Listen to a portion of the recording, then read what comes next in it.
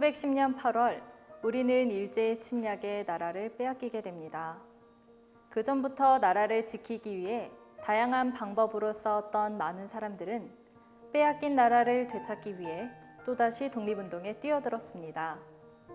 국내에 남아 싸우기로 한 사람들도 있었지만 많은 사람들은 일제의 힘이 덜 미치면서도 국내와 가까운 압록강 넘어 서간도, 두만강 넘어 북간도 혹은 러시아 연해주로 넘어가 독립운동을 위한 기지를 개척하였습니다.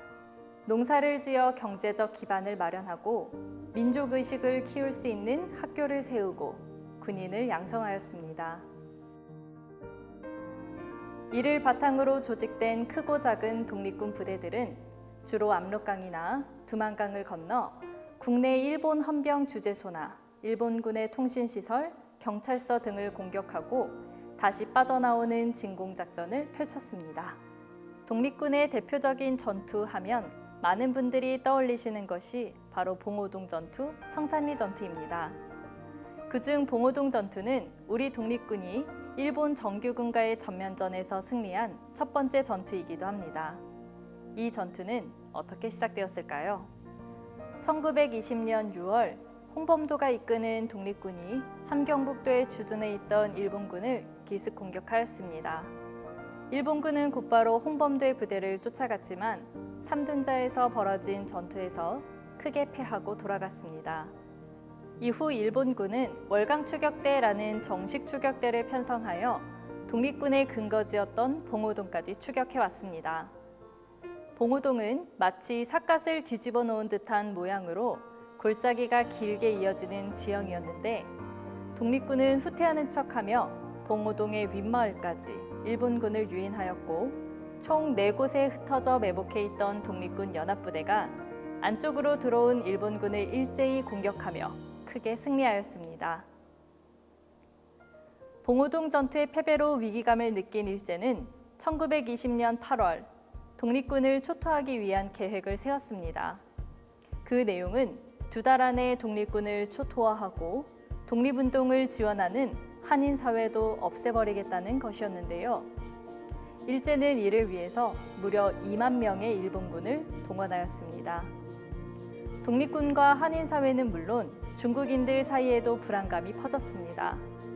결국 독립군들은 일본군을 피해 백두산 일대로 이동하기로 합니다.